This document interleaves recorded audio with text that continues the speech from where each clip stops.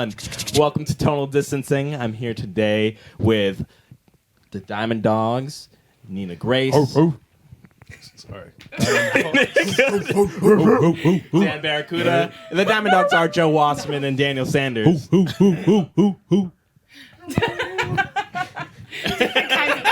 Oh, it's a different dog. Okay. Just a different That's cool. It's just different dogs. We're different dogs. But we're all diamonds. Ciao, ciao. Different kinds of diamonds. No roughs here. No roughs here up top. Hell yeah. That's a good high five. All right, we're going to be talking about a couple of singles that are coming out that we recently recorded and Barracuda mixed. Nina was featured on one of them. And yeah, we're going to go through that. But let's do a quick introduction of everyone. Daniel Sanders, would you like to go first? I gotta lead it off. Yeah, my name's Daniel Sanders. I play drums in Kanem and the Diamond Dogs. Am I a Diamond Dog? Am I not? That's up to you. I've been playing. I've been playing drums for 10 years. I've been in some various side projects. My Instagram handle is @OnlyDancePage. If you like drum videos, check it out. If you want a drummer, holla. Sweet. Nina Grace, take it away. Hello. My name is Nina Grace. I'm a singer and songwriter, and I am the featured singer on one of the songs we'll be talking about today. I love collaborating with other artists, which is how I ended up here. So that's it for me. And this gentleman in the corner, Joe Wasserman.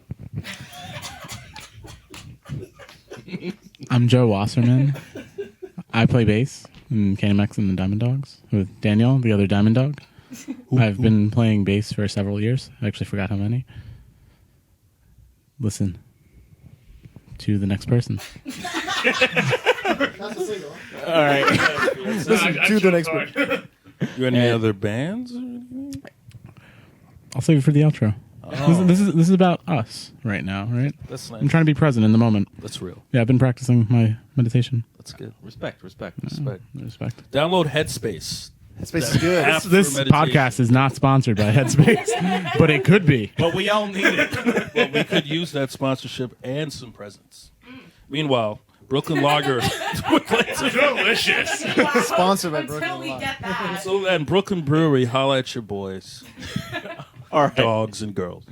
All right, last but not least, My name is Dan. Barracuda is not my real last name. Barracuda. I'm a guitarist. I produce, I mix, and I had the pleasure of working on your music, Kanem, and Diamond Dogs, and Nina. Well, thank you very much. I mean, it was great to finally have something for you to work on. So thank you for mixing and mastering and giving us a sound I know I couldn't achieve. Maybe I'll be able to do it someday, but it was a good time to do it this time. But you're not the only person. I mean, each of you kind of contributed in a way that I wouldn't ever really be able to articulate that in the songs. So, yeah. We're happy to Do- be do- here. He's so right. He could have done it without us. That came out wrong. No. Kanem needs help. No, Kanem is a great artist to work with. He's very organized. Yeah. That's one of my biggest Very feedbacks organized. I have for you. You're the most organized musician I've ever worked with. Because musician and organization usually do not go hand in hand. Right. And you have somehow married the two. Dan as well. But you sent us that email outline for today, and I read it today, and it blew my mind. You had timestamps for loading in. Setting up Nina's arrival, topics. You had everything down to a science. Which beer we're getting, bathroom breaks. It was insane. I don't know if you have an Adderall prescription or you're just a go-getter.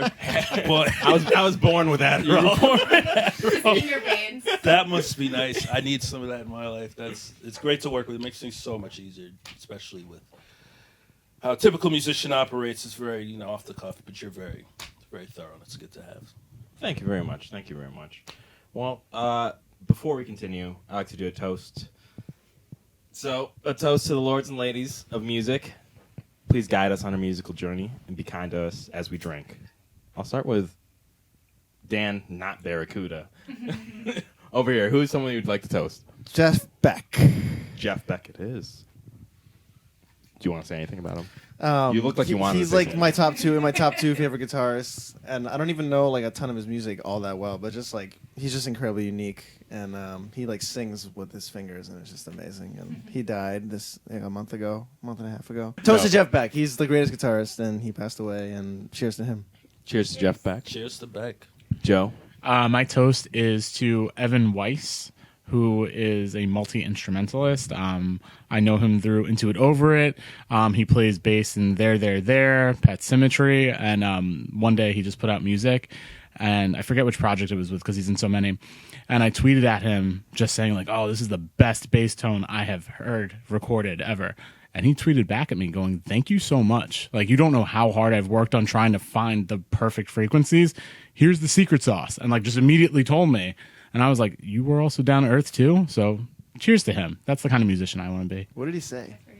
Oh man, I'll pull up the tweet for you because I don't want to misquote it, but it was just like you're cutting lows, but there's like one low that you bump, but every other low you keep down, and then hit the highs, and like it's really the mids where you play with it. Like it can't be all bumped mids, but like the right mids that you hit, they're not harsh, but they stick out properly. Wow, cool. Yeah, it was really, really cool. Cool. That's really cool. He tweeted back. Wow. Nina, who would you like to toast? I'd like to make a toast to Lizzie McAlpine. She has this album called 5 Seconds Flat.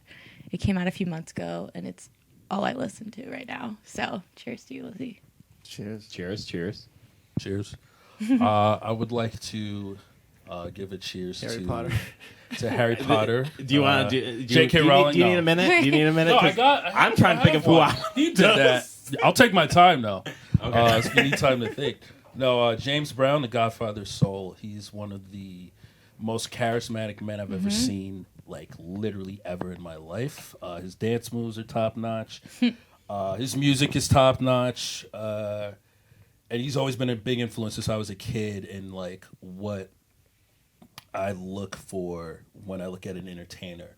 And then the second guy is Jack White. He recently hit the 5-time club in SNL history. Oh, He's sick. been on there for 5 times. Wow. He just did this last Saturday. So shout out to him. Cheers to Jack White and James Brown. It is a coincidence that their last names are colors, but that's just how it worked. Jack White, James Brown. Cheers to them. Cheers. And I'll finally just say quickly, I've been listening to Peter Tosh for most of the day, specifically his album Equal Rights. He's a reggae artist. I'm pretty sure he's passed away. I know he's passed away. But he played with Bob Marley and the Wailing Wailers. Like, he was one of the original members in that, I'm pretty sure. And no like disrespect to Bob Marley, but there's like a special place in my heart that Peter Tosh has for me, and the way he like his recordings and how they come across are very relaxing, touching, but also the topics he chooses, whether it's like equal rights or using like interesting phrases. Instead of saying an up presser, you have a down presser because they're keeping you down. Just the interesting ways he uses language in his music, I really appreciate. So, anyways, a cheers to all of our idols. Cheers. Fun segment. Cheers. On that note, here's a nice little clip of Breakout by Kanem and the Diamond Dogs.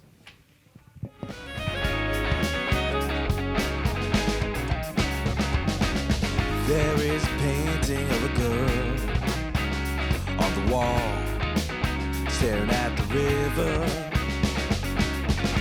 It reminds me of you at the dock. It makes me shiver.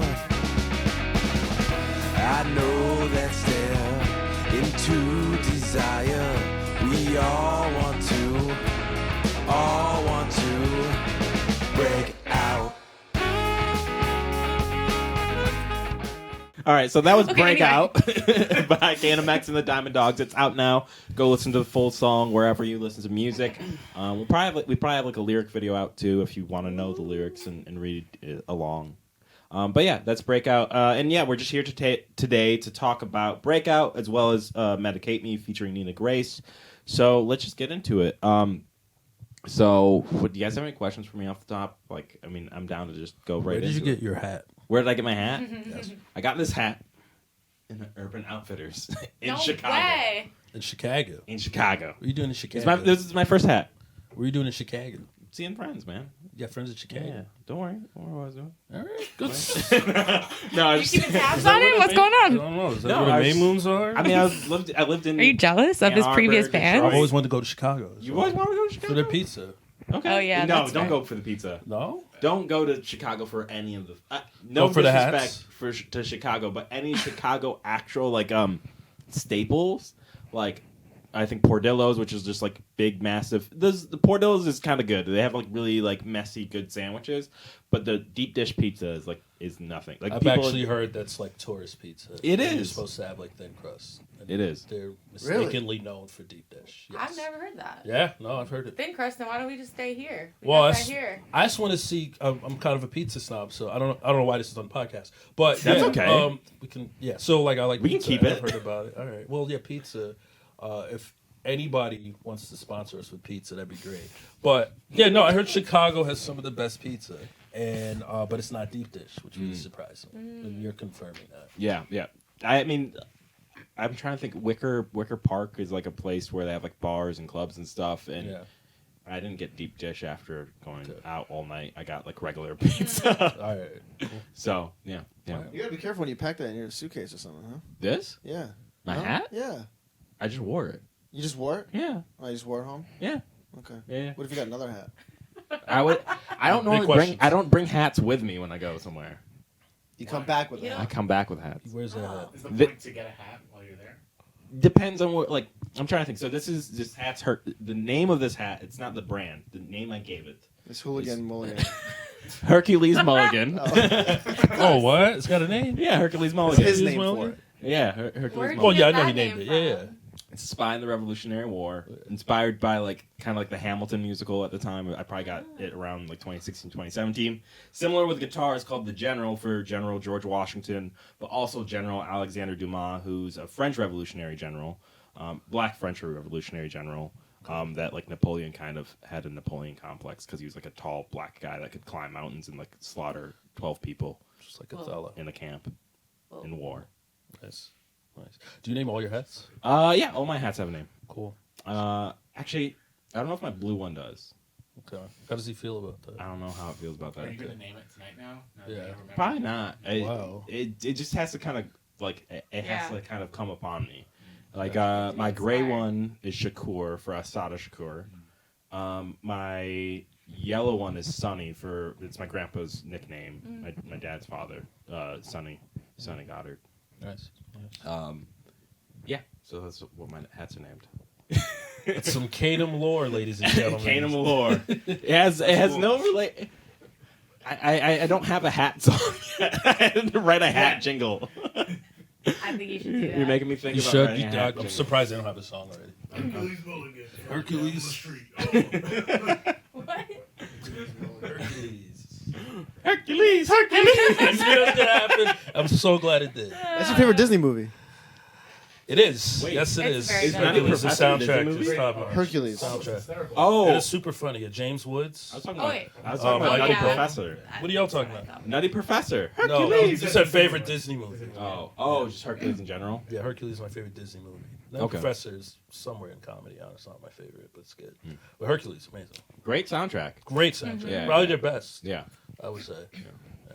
Let's segue into Medicate Me. I mean, it's about the song's about like the lyrics were based on like originally father and son, but it could be mother and daughter, mother and son, non-denominational parent and child. But it's just supposed to be about like a parent that is tied to their work, not because they love it. Like most people of us have jobs and we don't necessarily love them to death, but it's about a parent that works. They get health insurance through their work, and that's how they're able to provide like the medical support that their child needs. And like through the song, you end up in a point in the song where they kind of lose that medical support, and then they're just hanging on edge. And that's what Medicate Me is like really about. So yeah, that's just what the song's about. I don't really have any other things. Ziggy's like a fictional name. Ziggy is a fictional name. I probably picked it because I like. I mean, it's probably like somewhat Diamond Dog related. I was gonna say, is that David Bowie? Yeah, I mean, okay. Ziggy Stardust, and then that we kind of made the Diamond Dogs, and I've always just liked the name, and I think it rolls off like Little Ziggy is like.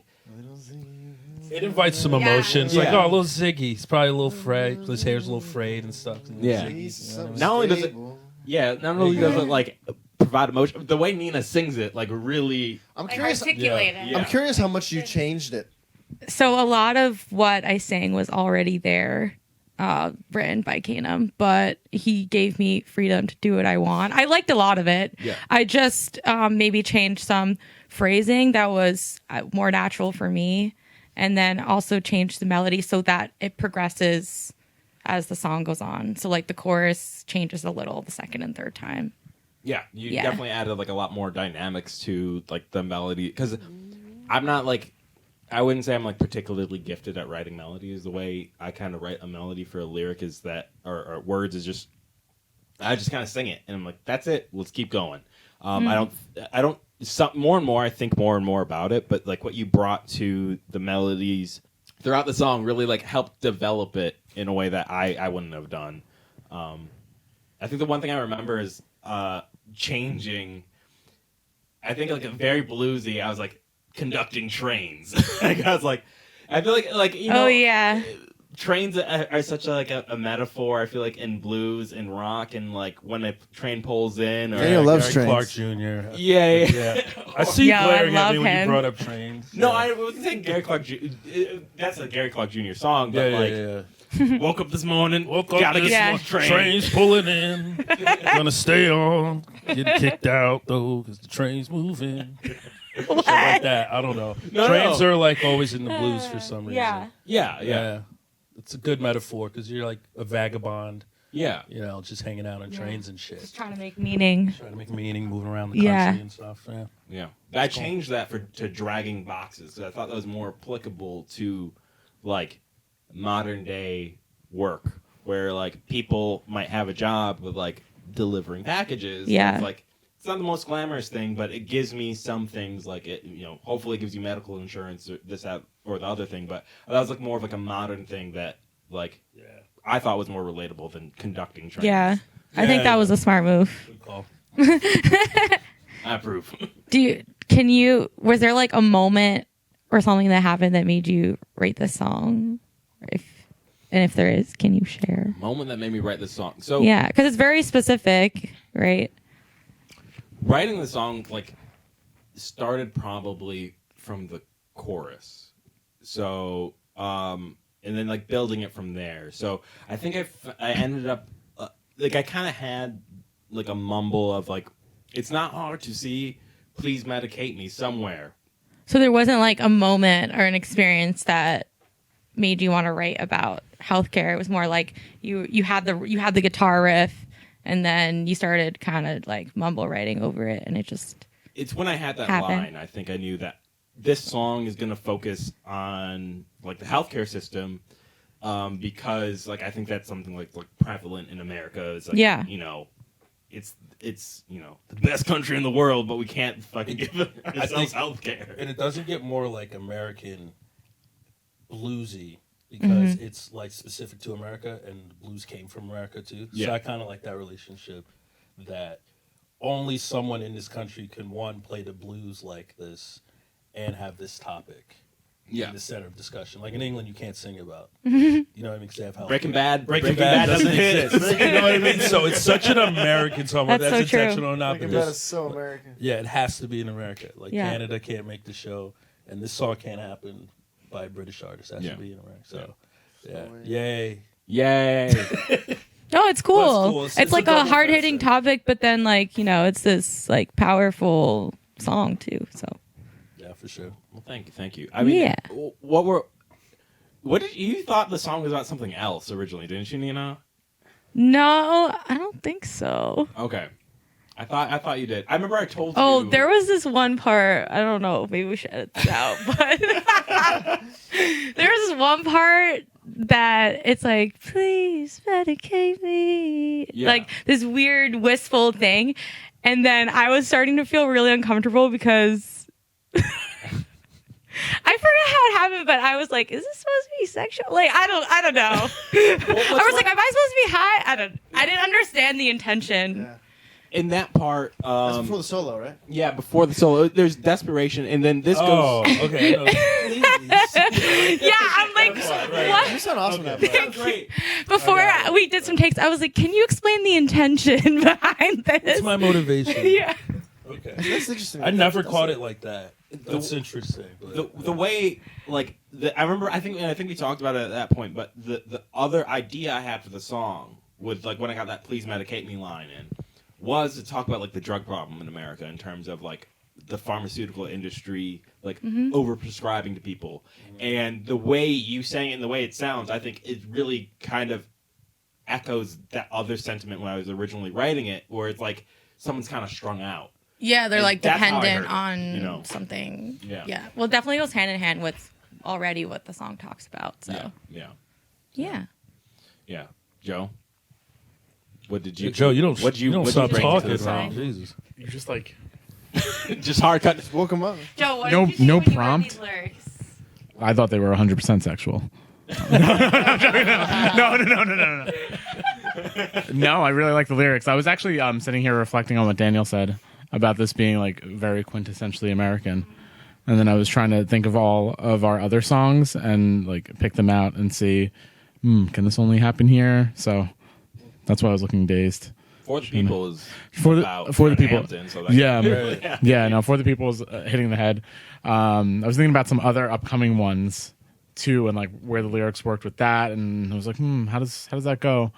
Yeah, I think I don't always try to focus. I think it's like the fan of like Rage Against the Machine, but also obviously like Malcolm X and like Fred Hampton and all like revolutionary thinkers that like encourage me at least every once in a while to write a song that kind of is about our moment in time and the problems that we're dealing with, that like it seemed like that like other places are solving these problems. Like how come is it always? Sometimes it always feels like as a country we do a lot of great things, but overall there's always this like kind of stain of why are we still kind of backwards right here? It's always money. Yeah. Not to delve too deep into it, but it is going to be that. But it creates beautiful music. I think some of the best music you will ever find comes from the pain and struggle of trying to understand your environment. Yeah. So you don't get good music or edgy music without the angst of being in countries like this. I think happy countries like Sweden don't produce such fun or edgy music. You know what I mean? Well, they get dancey music, but it's not bluesy. They get good stuff, and it's like happier, and it kind of is a reflect. I don't know. Like Scandinavian death metal. Is that right? Is that happening? I mean, like look at like Sweden, Norway. Sweden's known for great music. Is it? Yeah. Yeah, it is. Okay. Sweden was a bad example. Maybe it was Finland. worse. Shout out to Norway. Finland. I don't know. I think anyone can create a struggle of their own, but I think the struggles that come out of America are unique, and you get the same kind of flavor. I think every country's like musical output is kind of like a reflection of the sentiment there a little bit. Yeah. So that's the point I was trying to make. Maybe Sweden is the best example. I don't know too much Swedish music, but yeah. Is that okay? ABBA. You guys are ABBA's cool. perfect. You guys I'm still cool. love me? I'm cool. Max yeah. Martin's from Sweden. Anyways, Nice. what I Oh, hell yeah. Who? Max Martin. Martin. Oh, okay. No, He did Backstreet Boys. I wanted He that did. one. He did Yeah. everybody. He has like Yeah. more number ones than the Beatles. I watched that thing. More than the Beatles. Yeah, I think he's tied with the Beatles. How do you feel about that? Bad. Anyways, Rolling No, that's Stones fine. are He better. deserves it. He's great. Rolling Stones are definitely better than the Beatles. Anyways, let's keep going. Everyone knows that. Definitely Anyways, not true. I guess that's nice not and even slow. subjective. That's the end of this. Definitely All done. not Own house. not true. We'll have to sit down and talk about the Rolling Stones versus the Beatles. I think the Beatles are great great songwriters, but they're also fucking nerds. Wow. Aren't we all a bunch Look what of nerds? We are. nerdage gets you. Nerds Though. nerds can't hate on other nerds. we're making a podcast right now, and You literally you're set up all this nerd ass equipment. I know. Called him Who's the nerd? Who's the What is nerd? that? You were I don't carrying even know all what that this. is. You're a nerd. Sent emails today. Hey, you're a fucking nerd. I love how you twisted the organization around on him. Defensive about You- I never said he wasn't a nerd. I was That's happy fair. he's a nerd. That's true. I'm trying to I do appreciate right. nerdery. I'm defensive about these Beatles. Yeah. Oh no, I agree with you. I'm just saying, Don't like, knock be out careful nerds. what you say. Nerds are great. Nerds. We need nerds in this world. Great candy. Nerds candy. Oh, great candy. Great candy. I didn't hear the words you said. It It is a great candy. Take the whole box. Right? It's a great. It's one And of they my put it on a rope, and you were like, "Yeah, why not?" favorites. Look me up. Give me this sugar. Where's the? Please medicate me. Where's the? Where's my drink? Segue. Just making these video where we're like stuffing our face with candy. Nerds, if you want to sponsor us. Please, Willy Hey, Wonka. Willy Wonka, what we need was it. it like to take someone else's lyrics and sing them? Do you do that often? Sometimes, yeah, because I like writing with others and collaborating in that sense. But this was a little bit different because I came into something that was completely written already. So I really only collaborated on the performance recording side of it. But Did it make it like easier, or was it kind of Oh. like you wish? Did you appreciate that, or would you? I know like we were trying to write more stuff together Yeah. at some point, but and I'm going to be interested in how that writing process went. But did that make it easier, like coming into the song, or did it feel? I guess maybe it felt less like your song, or was you comfortable with it? I almost felt like it isn't. Initially, I felt like this isn't my song. Like I'm trying to do service to someone else's song. So it was like a good kind of pressure. You know, like I Okay. want to do it justice. Yeah, Yeah. which you did. Like you, not only did you do it justice, but like then you came in and like you sent me like additional like layers to like the vocal Oh, lines yeah. and everything that like completely elevated the song. Like I was trying to do them on my own. I was like, all right, gonna have to scrap all these. I just felt like it was such a powerful song. Like lyrically, I don't think I've ever written something like that. Especially, well, not like political, and Yeah. then something like just like that. I guess serious, you know. And so it was nice to sort of just come in and like embody that. And the reason I just love recording harmonies. Like I have a good time with that, but I felt like it was such a powerful song, and like just having the lead vocal didn't really like do it justice in terms of the impact. So I felt like it needed to be something bigger so that it would be more powerful, you know? It definitely like just took it to a whole other place. Like, I don't know, when you were mixing it, like, was it? awesome. I isolated the vocals, so I had a great time. That's good. Sucker for isolated vocals. Shut the fuck up, drums, guitar, and bass. Actually, I hear it, I love I when hear you it. isolate. Enough. I love when you isolate the vocals and the bass together, like just the bass. Everybody, but Just We flip hear us that all off. day. just literally, yeah. We don't need it. Fuck Yeah. you guys. That's fine. That's fine. Everything you need is there. It's the bass and, Not even the guitar. melody. Guitar. Respecting his own instrument. I had no idea so many vocal layers were involved until I heard the isolated vocals while I was trying to take a shower. Made it sound like it interrupted. I was trying to take No, a shower. I was just like telling had to you listen. what I'm saying is like explain what it's like to live with a mixer. It's interesting because like he's literally like tearing apart songs, Yeah. and you won't get a lot of the insight you'll get without the songs being broken apart like that. So I was very like pleasantly surprised by like, oh, all this is going on. If I'm not listening for it, I don't hear it. So like when it was isolated, I was like, whoa, there's a lot of work that went into that. Kind of went unseen until you started mixing it. And I'm just happy It's so I get great. to hear that It's stuff. such like an intimate process with music. 'Cause you hear the kicks isolated, you hear the snare isolated, you hear the guitars. So I had a question, which kind of speaks. Nina, you brought it up and you kind of answered it about like making the song your own, which I thought was interesting. Like you came in and you're like, "Oh, this isn't my song," which is often how I feel. And like I like try to discover how to make it feel like my own, so I feel that personal investment, but also at the same time like to make it better for like the primary songwriter and such. So I was curious. Like I wanted to ask Daniel how he felt about that, but before asking him, I'm mostly curious about Dan because you get it last. And so I think it's interesting. Like, I know you just said you like really enjoy isolating it and seeing where things go and appreciating it that way. But how do you make a song, like be it Breakout, be it Medicate Me, anything you mix and master and make it feel like your own? Like you said, it was intimate. Like, what do you do or how do you practice that? What a question! God damn! Mic drop. Well, at the end of the day, it's got to sound great, and like the source material was great. Like the recordings have to be great quality and everything. You know, it can't be like Great. That's, You know? Thank you for saying great. you know. And I mean, at the end of the day, it has to sound good. So there's like certain like guidelines and rules you follow when mixing, and like you're not really supposed to hear stuff isolated. Like it's all like no one hears it isolated. You know, so like you always gotta check it in concert with the song. I mainly hear things in isolated for like my own pleasure, like to just hear the vocal or hear the bass isolated, and to tone shape. You know, so I do that. But what are the other parts of your question? No, just like how do you find ownership once you get a song in that process so that you can be invested in it and give it your best? Oh, one of the best pieces of feedback I got about like advice for mixing is you don't want like a perfectly balanced mix. Like everything is like at the same volume. Like some things need to stick out. Like usually it's the vocal, you know. So you know, everything depends on the song. Like, it's just like a guitar solo moment, is just a vocal moment, and just like highlighting that. And I kind of lost my train of thought there. It was such a good question. It's okay. Solid answer. Yeah, no, I thought it was a good answer. Yeah. How do you do it, Daniel? Because you're playing drums, and I know typically in rehearsals and when we're working through demos that Kanem brings in, he's like, "Oh, this is the drums I'm feeling," and this is like what he put together in GarageBand or Logic or whatever, and then you kind of just do your Daniel thing over it, and which is great. I'm saying that as a compliment. Daniel all over. So funny. But how do you find ownership in doing that, and investment in doing that? Great question. No. Good question.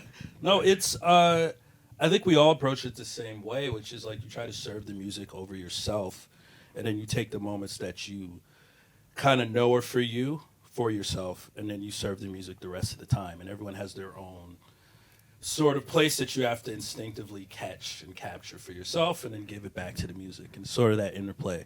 So my goal is to serve the music, not overplay. And if you need a drum build up, I'm going to do something to build it up to get the song higher so that the solo can shine. Yeah. And then maybe in the middle of the solo, I build it up even more so that we have this other part.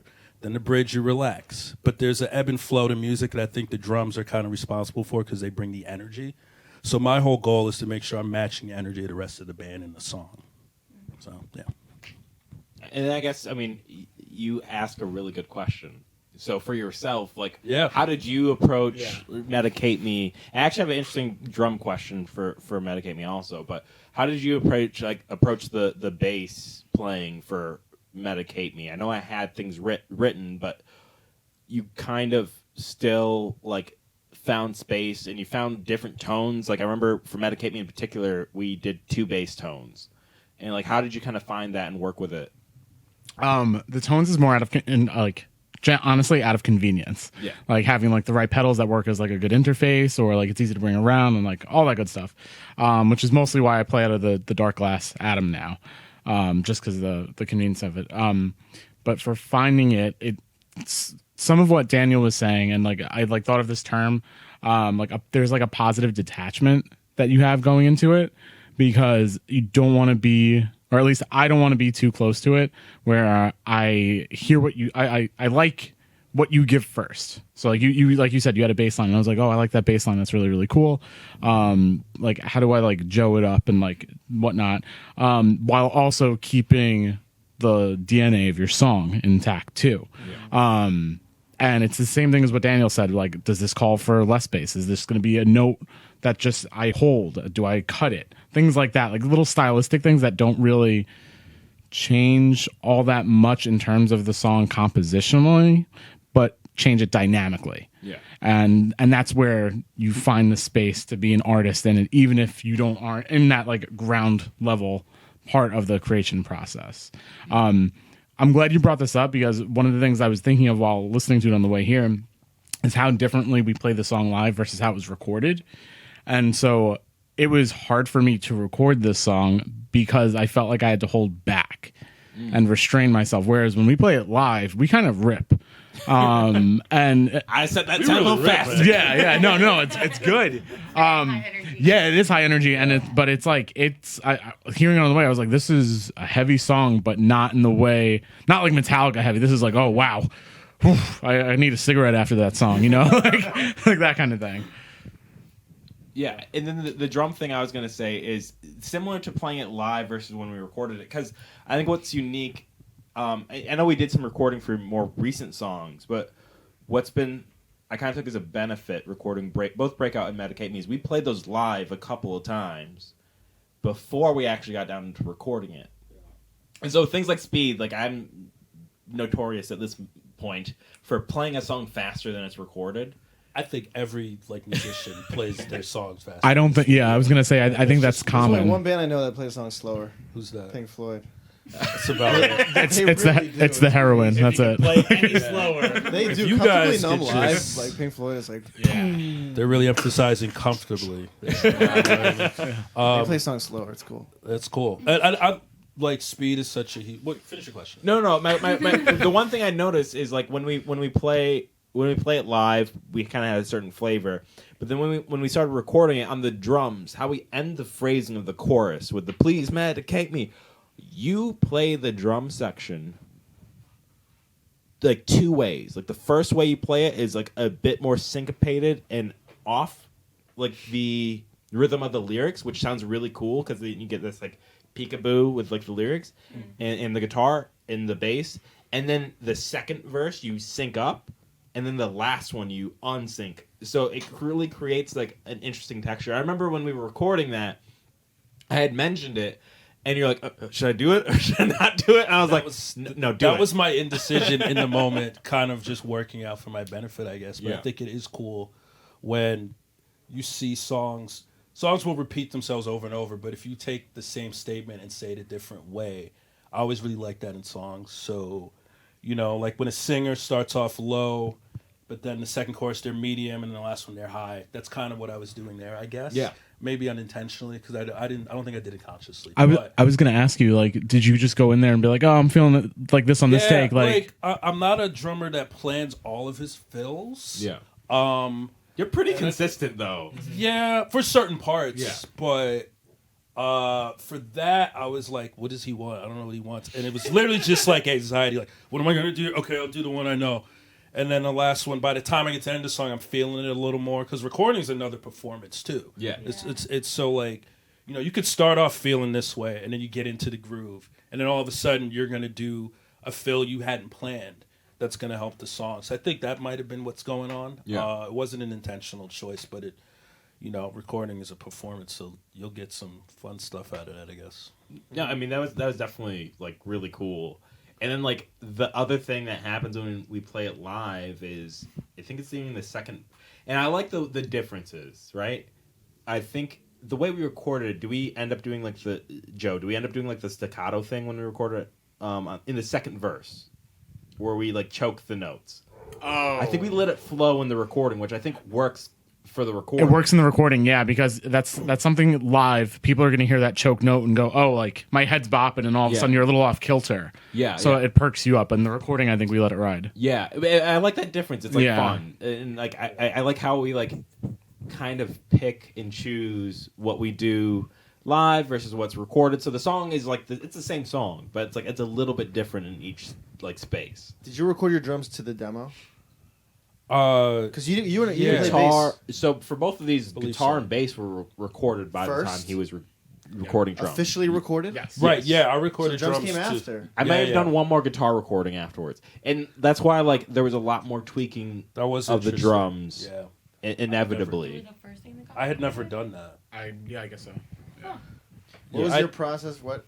I was gonna say I'd never played. Usually drums are first with bass. Yeah. Yeah. That wasn't. I kind of forgot that, but that was jarring. Yeah. for sure. Because it was Because Yeah. I normally use Logic drums, Yeah. and then like just talked to both of you, like maybe we should do like real drums. I was like, all right, cool. I started looking into it, and I was like, budget wise, we could go get this recorded, and it'll cost, $2X. yeah. Because I'm a math nerd. Keyword X. nerd. And if we just did it ourselves, it only costs $1X. So we should just do this ourselves because over time it will be like easier for us. The Kanem X is the X because you're a math nerd. Can't, Are you solving for X? I thought it was. This is it. It's because he's the This is wild card. No, I know. It's a variable. Yeah, it's Oh, a you variable, right? Oh, you should remember Variable. that, though. That's good. Kanem wild card and the Diamond Dogs. Variable. Right. I mean, that's why Right. X Imagine it exists in the first place. Because Right, it's a Kanem placeholder. was a placeholder Yeah, that's right. for the unknown name of the African American that was enslaved and brought to Rock and America. roll. Inappropriate pointing. What? On the heels of Black History Month, we so drunk. You know that Kanem X is for Malcolm X, right? I actually didn't know that. So yeah, it's on my birth certificate, and my name is Kanem X. And my dad, Isn't that crazy? You're saying the X was inspired by the X is on my birth certificate. Yeah. My dad has a tattoo of Malcolm X, I think, on his left That's shoulder. super cool. So that's where the X comes from. Radius. So, how did you pick the tempo of the song? There was no logic or reason. I just like it felt that way. That's all. Yeah. I don't really focus too much on like picking the tempo too much. I have paid attention more to how I play something and if it feels lacking or not. I wasn't paying attention to it too much. How do I pick up and play it? Like, and what I mean by that is like I'll pick up, I'll play it, I'll record like a voice memo or something, and then I'll play that voice memo and then use like tap tempo to see how fast I'm playing it. I'm like, all right, that's the tempo. Let's just put it in the project. I might round up or down. I don't know if it's like exactly what is it, like 90 BPM or something like that. I don't know what it is. But yeah, that's most of the time how I pick. And then once you pick it, you don't change it ever. Nah, because then I have to re-record guitars because I don't. Yeah. I generally don't like quantizing too much and Yeah. changing things and stuff. I think you're pretty open to changing tempo in the room though, like while demoing. Definitely. Yeah, like because I think you've brought stuff in where we're like, this has to be faster, and you're like, oh, okay. And we're like, that's got to be slower, and then we would record it. And we're like, thank God it's slower. Like, Yeah. We did that. Did happen recently. With what on the edge. yeah.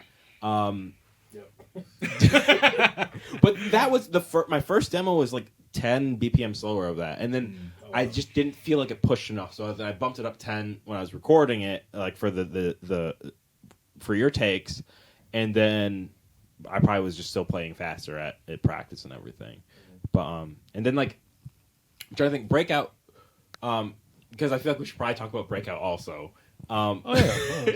Segueing on tempo. Oh, I have a good segue question too. Okay, what's Yeah. the segue? No, you do it. No, you want me to do it? Yeah, of course. So I really like the riff that you do in "Medicate Me," but it feels like a more classic blues riff. Mm-hmm. The way does that make sense? I'm not like Yeah. music theory enough to say it, but it sounds like it to me. Yeah. Where, yeah. You want to play? Okay. Yeah, play it.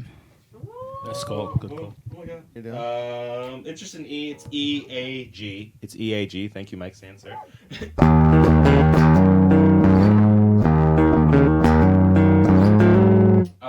But yeah, definitely more classically blues inspired. When my train pulls in. Oh, wow. Yeah. Same key. Hell yeah. So that is like probably that's probably the closest song here when my train pulls in by Gary Clark Jr. is probably like the closest song. I think that's mostly where I pulled inspiration from. Then outside of that, like when I get to like the chorus, I just try to I go to like the 5.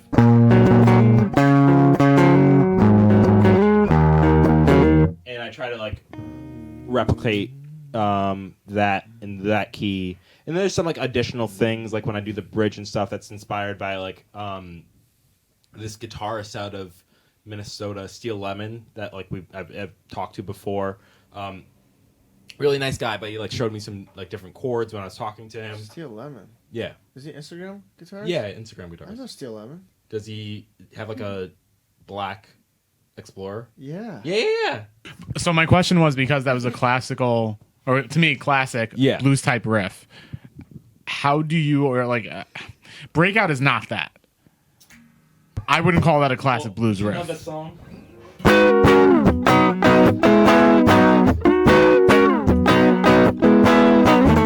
Yeah.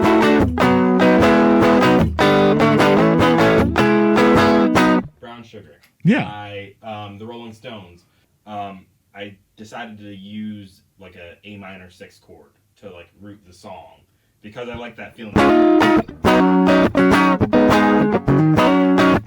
But that's all kind of like pseudo inspired by like kind of that Rolling Stones kind of playing that Keith Richards has. I don't even know if I'm alive. Yeah, I'm alive. That Keith Richards type playing. So that's why it's probably like so different. A lot of times it's like I listen to something and then I kind of come up with like my own take on that same riff or whatever. Well, Breakout has 2 guitar parts to the riff.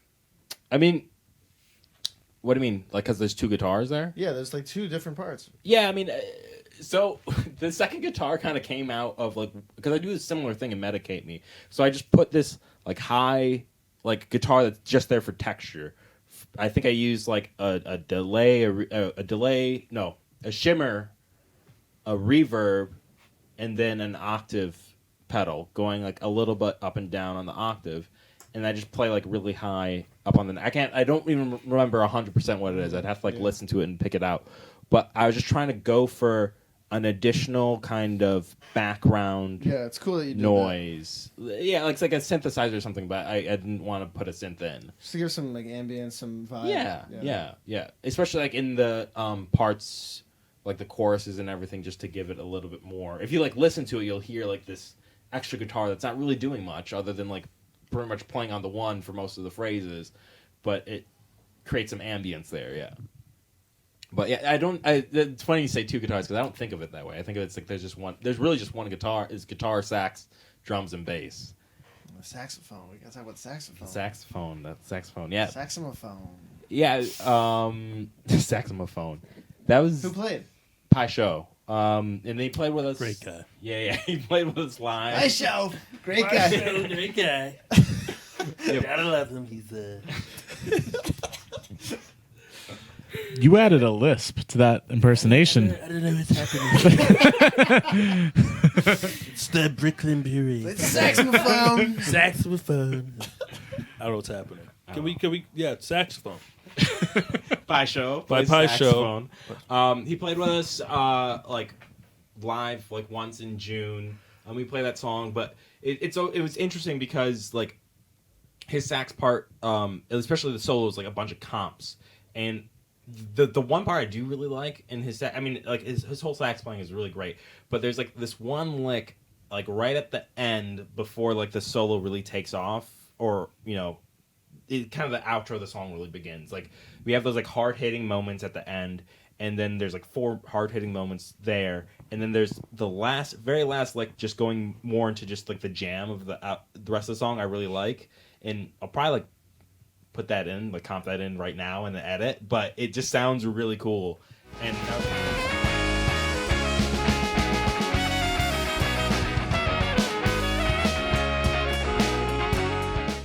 And that was like probably my favorite moments. That's why I put it there, because I felt like it really fit. But his playing was really great. He just kind of came and like vamped on the song, and then once he kind of got like the main repeating like part that goes like before the verse and after the chorus sort of thing, that lead line, he like just threw some harmonies on it, and it was all pretty seamless, and it was just kind of just sitting there and taking like a number of takes that I could use to like comp something together, especially the solo at the end. And that was like really fun and interesting, because like I'm like Sanders was saying, I'm very planned. So like if I were to come, I'd feel like I need, like I've done work with people sometimes where they just ask me to come unplanned, and I really don't like that. And they don't give me any reference, but he just came. He's like, yeah, thanks for the reference, but like just play the song and I'll play to it. And I was like, that's cool. And he just kind of took it. What made you decide, out of all your songs, this is the only one I believe with like Yes. a wind instrument on it, why was it this song that you were like, okay, I need to add something here like that?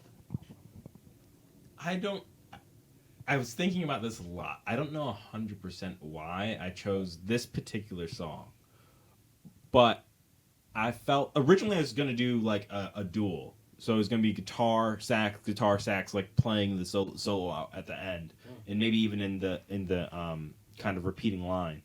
But it ultimately was just like I knew there was something there that I felt like a sax would sound cool here, or I'd appreciate that kind of sound here.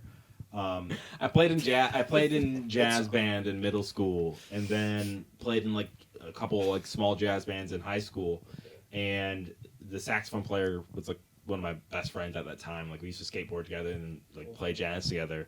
He's the person that got me my first Crybaby wah pedal. You skateboard? I used to skateboard. Could you ollie? I could ollie. I could kick flip. Could you really heel kick? flip. You could land a heel flip? Yeah.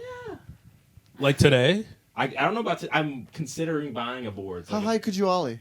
You want to go do it afterwards? I have a longboard. Third That degree has a over tail, here. right? You can't ollie on that thing. I can ollie on that thing.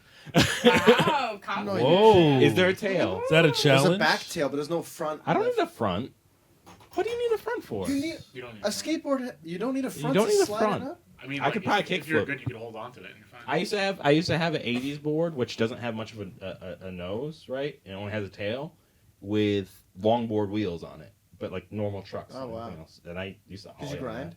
I never really got a good grind down. I started wanting to like learn how to ride mini ramps and stuff, but I never really got into it. Okay. But All right, cool. I think like Will Smith. Will Smith is the guy's name that used to play saxophone. Okay. Not the I was like, not out my name. what a Will Smith brand skateboard. So you got you a Crybaby wall pedal. Yeah. I'm sure. Great. but he used to play sax. He used to play baritone sax, which is you have like on the track we should have it's alto sax that Pie Show plays, but then like John Coltrane is known for like tenor sax, and then I don't know a good saxophone player that plays baritone, but that's what he normally played. But I've just always enjoyed the instrument. Like I someday would like to learn how to play it, but I just haven't gotten around to it. But in the meantime, it gives you a good reason to like reach out to other people that play it, so you can like kind Absolutely. of get I involved. can't imagine the song without it, honestly. Like, gives it its identity. So It does, I it think helps so. a lot, good yeah. choice. Yeah, And the yeah. intro's cool with it, you know. Yeah. Yeah. Good call. There's a lot of sax layers on it. Yeah. There's like I said, I had a comp-his thing. His solo I comped together. He has the main line and then like the two harmonies that really like fill it out completely. And I was just so like day one after I did it, I was like, God damn it. That's pretty rare. I'm you a don't really fucking hear genius. sax. You don't really hear sax layers.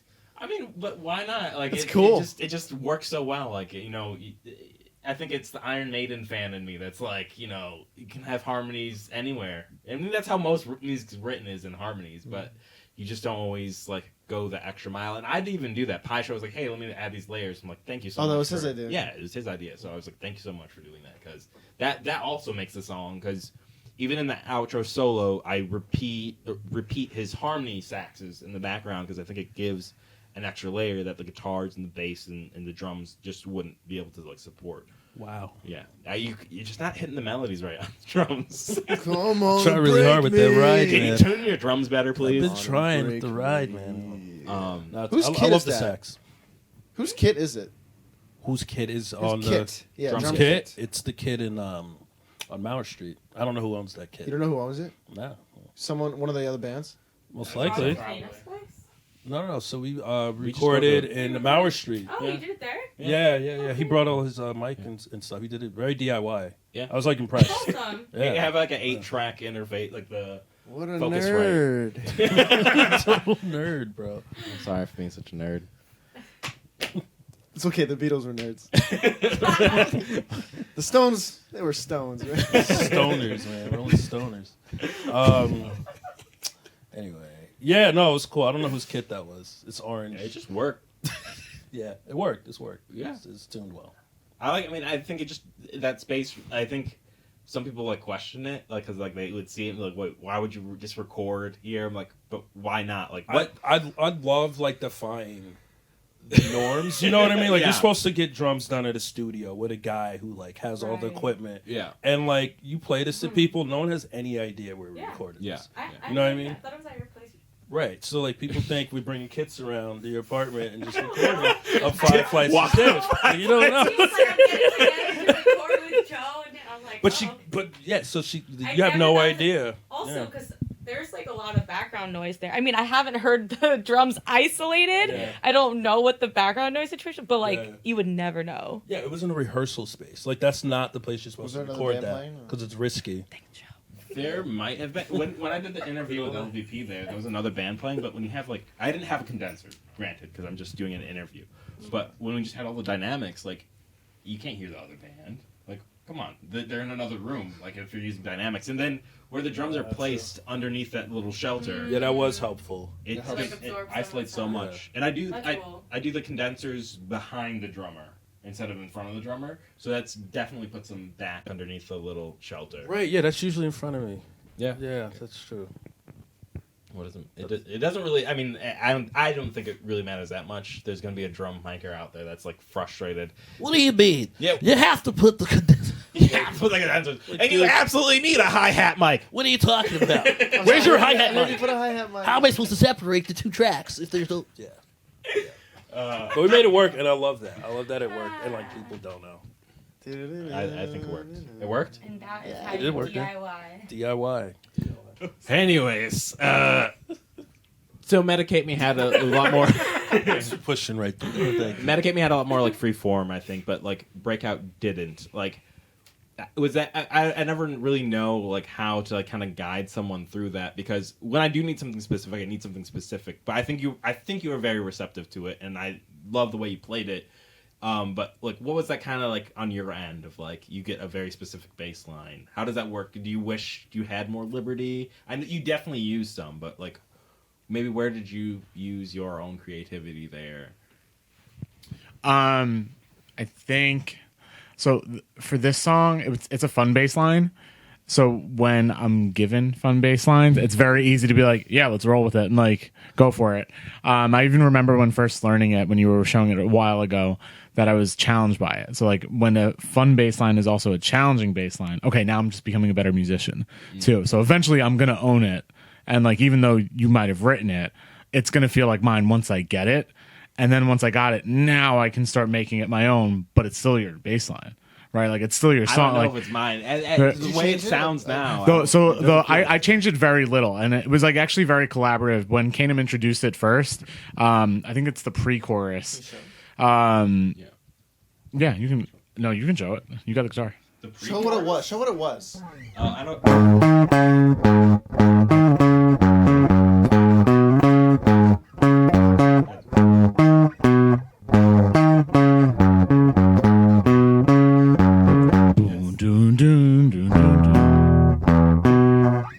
It goes to G. Yep. I hit the fifth. Yep. That part. Yeah. That exact part. You play it differently, don't I you? do, but we talked about this when we first started doing it, because I think you put an extra note in there where there was like an extra beat or an extra something that I could not fit it into the measure because I knew Daniel was playing in time. Yeah. So no, but Daniel was playing it properly, and I like just couldn't get it in there, and I was following the tabs that you wrote, and I was like, something's off.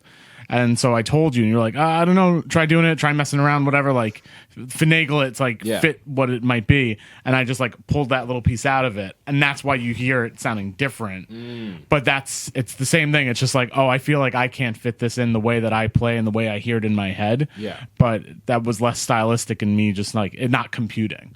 Yeah. Kind of thing. And then it becomes stylistic. Yeah. Which is fun. Yeah. Yeah. Do you think you would have written it differently if I didn't give you any direction? I totally would have written differently. Yeah. It would have been much more boring, I think. Like, don't think so. No. I don't mean boring in a bad way. I mean, like simple? Simple. Yeah. Like you often go with riffy things, and you play bass like a guitarist. You do. Yeah. And that's not a bad thing. It's a cool thing. It's like I get to list myself as lead bassist. Like, but.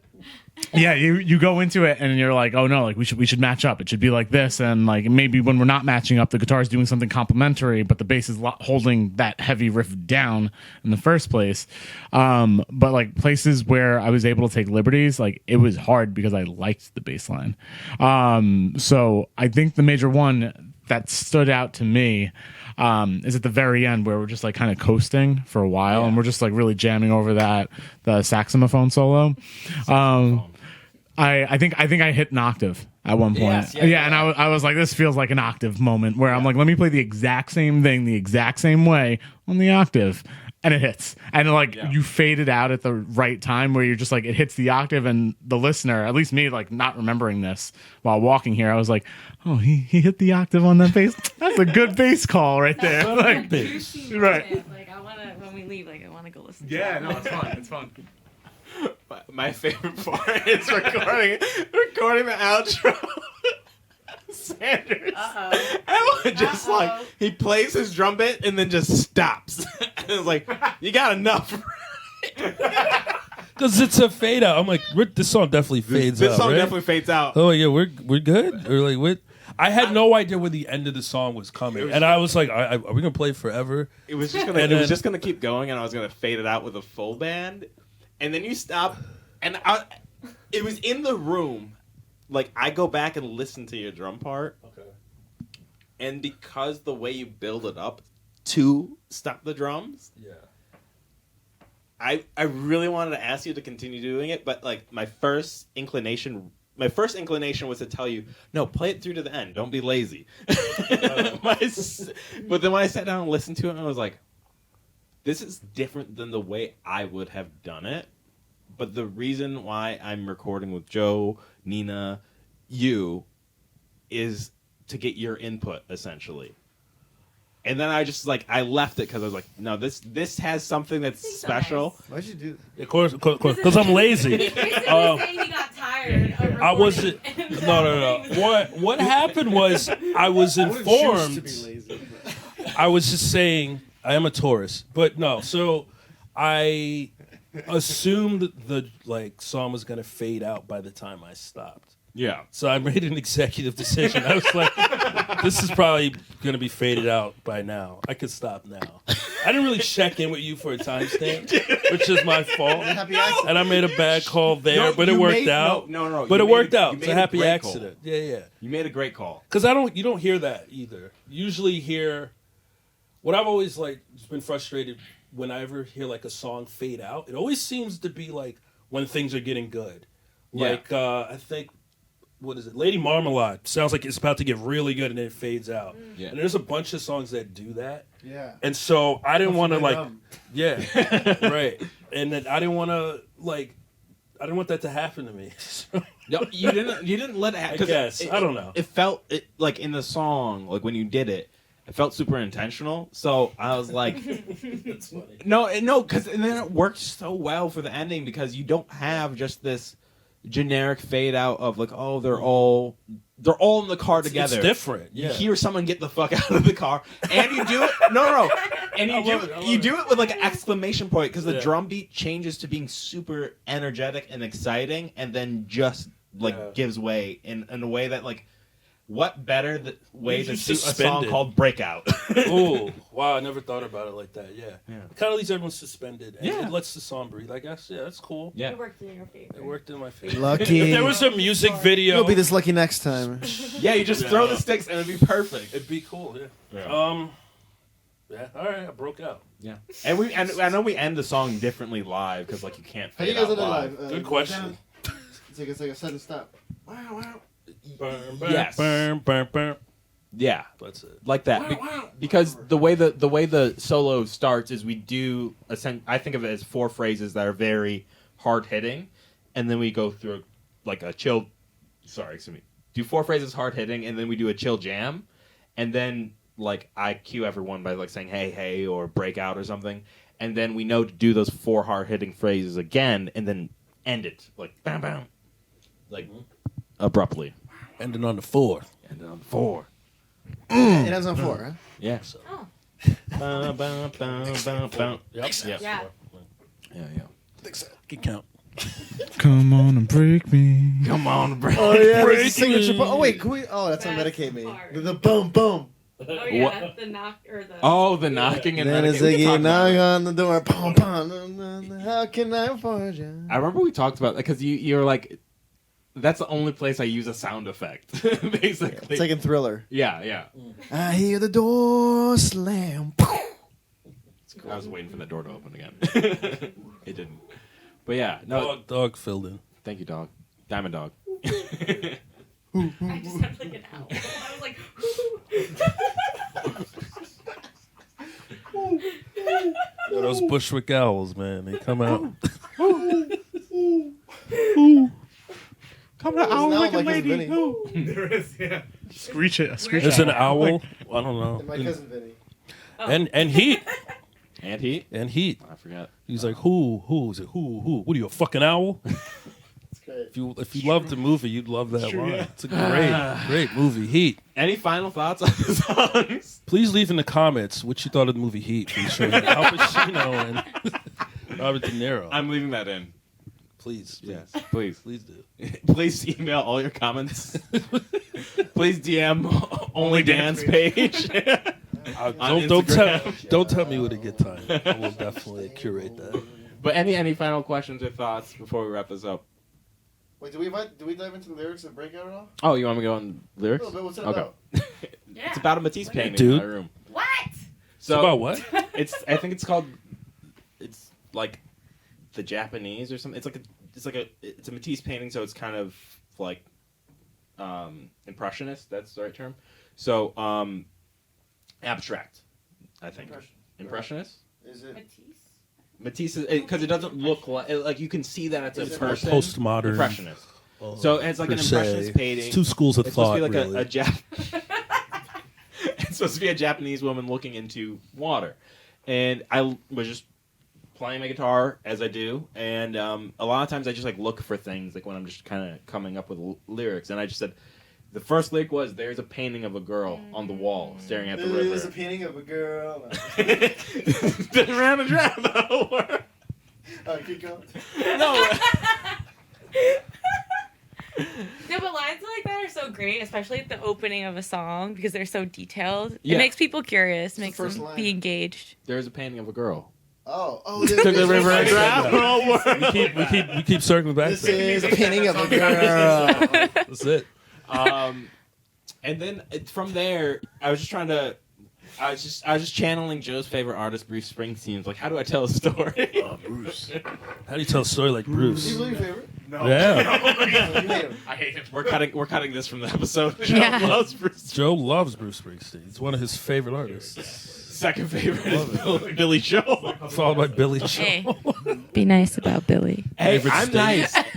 Joe's extremely nice because he loves Billy Joel. I don't know what you're talking about. Joe, be nice. Tell him to be nice. to maintain some civility? Yeah, seriously. I'm the one without a mic. Grow up. Grow up, Joe. This is why we can't give you a mic. You wonder why.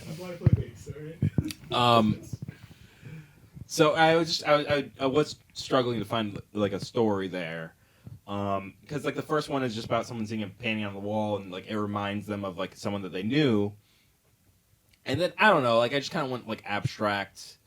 I think the chorus, I know that stare. The first chorus is I know that stare into desire. Yeah, We all want to We all break want out. to.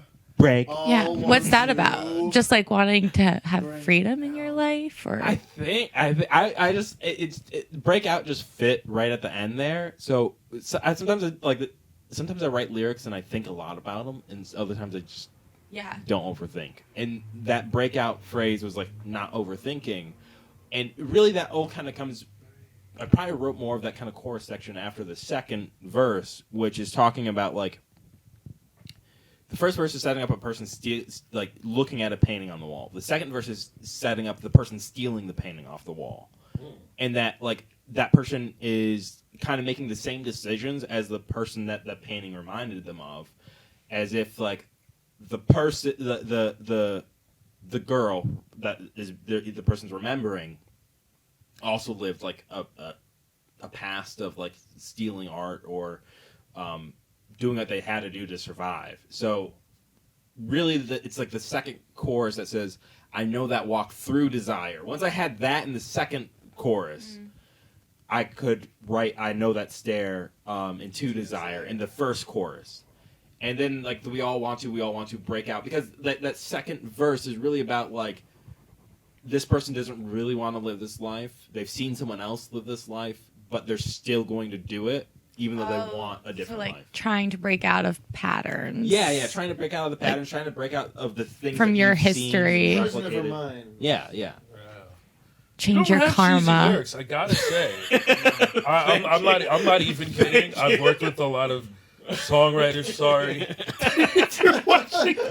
You know who you are. You know who you are. Those are totally kidding. Everyone writes different, and cheesy. It's poetic though. Cheesy is not always It's mysterious. bad. It's fun. Yeah, Sorry. and cheesy is not always bad. It sometimes gets the message across better than cryptic lyrics, but I do like the depth of your lyrics, and it can be applied to a lot of different facets. Like Yeah. breakout could be somebody's tired of patterns, their mind, Someone late with stage pimples. capitalism, Pimples. Yeah. pimples. That was a stretch. I don't know about the pimples. You know, pizza we all want. breaking Break out. out. Want to break out? You can apply it to everything. We all want to.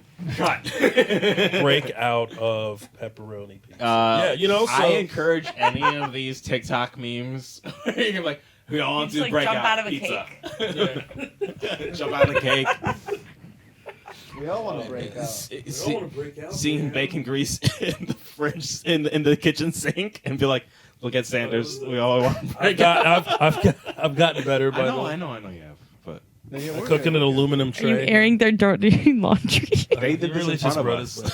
it. I remember this argument is from a few delicious, months yeah. ago. No, we've cleaned It was a up tense moment. We all witnessed it. That was great. I know. I'm glad this is You all worked okay. through it with brotherly love. We It was did. good. We're mature like that. Yeah, Let's get back to it. Any final questions, thoughts? Thanks for asking me what the song meant, because I completely overlooked that. Any final questions, thoughts?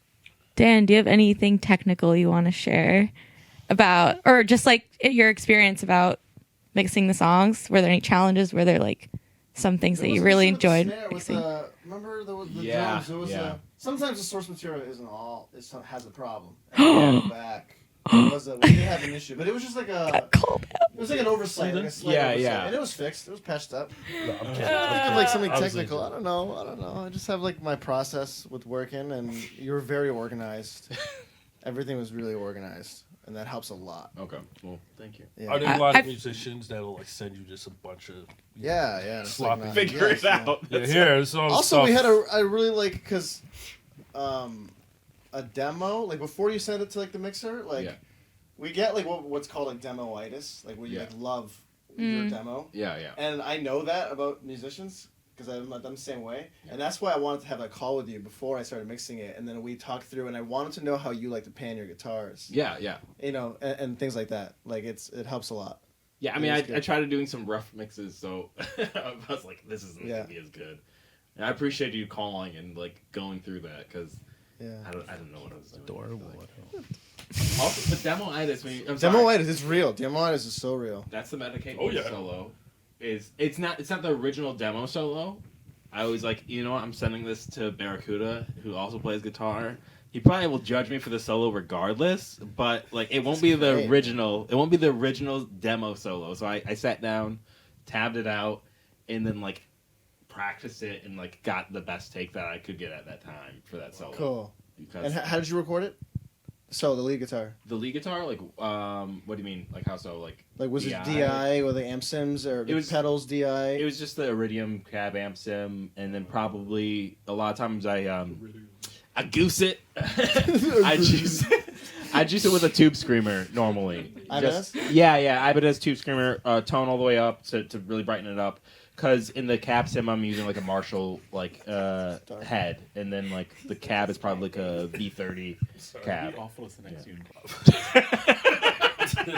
Kanem, if you could elaborate more on what the meaning of iridium is in the context. I was just The Iridium's a guitar pedal. Yeah, it's a guitar I pedal. figured. That's all you gotta know. I figure it's a brand. It's just like the names of guitar pedals. Yeah. Yeah. No, as a drummer, the names of Like, guitar what's this pedals. one? This is called Gust Drive. Yeah, this is the Gus Drive. Yeah, as a drummer who has never purchased a guitar pedal, when I listen to guitars describe the name of guitar pedals in my head and just say, what the fuck are the means? The Iridium, It's a different language. Jekyll and Hyde, Tweak the dingle dingle. A minor sustained PP chord.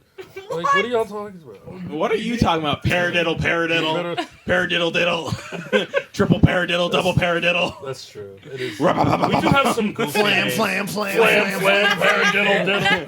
I do hate flam. Swiss Army fiddle. Like, yeah, you're absolutely right. Breakbeat. Swiss Army triplet. Yeah, Oh, that's triplet. A Swiss Army triplet with a triple sow cow, like it's fucking ice skating. Yeah, you're absolutely right. triple sow cow polyrhythms. We're not in a better position. You're absolutely right. Paradiddle. Oh, I like Zildjian, but Sabians, are a little bit better to me. That's Actually, not true. Yeah. Who's making these names up? You're absolutely right. So what's next for Kanem X besides these two releases? What's next? We did sit down and record a couple more songs. We have 4 songs where the drums and bass are recorded. We played a song that I already released called "What You Love." Nina sings that like amazing lot, and so I just kind of want to capture that and like blow my original recording out of the park. And I probably will take down my original recording I like that song a lot. after she does it. The live version on YouTube, I think, is such a great performance. Nina killed it. Yeah. I love it. Even though prior to singing your songs, I didn't really know what any of them were about. I feel like they have a lot of soul in them, so you can just tap into that without knowing the specifics. And Thank you. yeah, Your hate means nothing. I've seen what you Rick and Morty. Yeah, I heard that. I have a lot more about that song I could talk about, but that'll be another day. Different episode. Yeah. Anything else? Anything else going on with you all? Let's do our final plugs. Let's wrap this up. I'll go with Sanders first. He's the best. If you're looking to record more podcasts, my apartment and Dan's apartment is available. Obviously, you can see it's ergonomically friendly, Schaefer Street. You can get more specifics by DMing us on our respective Instagrams. I don't know. What do I got going on? I've been playing Hogwarts Legacy. It's an amazing game. Shout out House Ravenclaw. Where my Ravenclaws at? Avada Kedavra. yo. That was amazing. All right. I'm done. Come on. Nina, what about yourself? So you can find me on all socials at Nina Grace Music. And I have a song coming out tomorrow, which will already be out by the time you see this. It's called How It Ends, and it's coming out with Milan Thacker. So keep a lookout for that, too. And that's it for me. Mr. Wasserman. So I also play bass in the LVP, and by the time this comes out, we will also have a single nearing release. I can't be more specific than that. But it'll be more specific if you follow the LVP band on Instagram. Also, the LVP, I don't know when the order of this. There will probably be an LVP episode out right now, so feel free to check out that episode. Also, they talk about their music, the song that's coming out, and a little bit more detail. So check that out. Barracuda, what's going on with you? I have an album coming out. I think I'm going to release it on my birthday. Happy birthday! Because to my birthday falls on a Friday this year, July 7th, and I have the lead single coming out tonight at midnight. Oh yeah! Wait, what? Yeah, Oh yeah. yeah, Ollie Oxenfree. I'm really excited about it. So listen to Ollie Oxenfree. Yeah, Dan should- Barracuda. Yes, Dan Barracuda on Spotify. Okay. Ollie Oxenfree. Okay. And then what? Looking out for the full album in July. Yep, I'll probably release like 3 or 4 singles leading up to it. So maybe by the time this will air like April 17th. Yeah. So I should be like announcing the second single by then. Exciting. Yeah. All right. Well, I'm Kanem X with Kanem X and the Diamond Dogs, featuring Nina Grace on Medicate Me. Check out Breakout by Kanem X and the Diamond Dogs. It should be out now. Check out Medicate Me featuring Nina Grace and Kanem X and the Diamond Dogs. That should be out April 24th, or maybe it's out now already. And then come see us if you're in New York City. We're playing Berlin on Saturday, April 29th. So come check us out and come check out some other great Brooklyn bands. Anyways, it's been a fun time on Total Distancing. Thank you all for being here. We're going to end this with Medicate Me. So have a good one. Peace. Peace.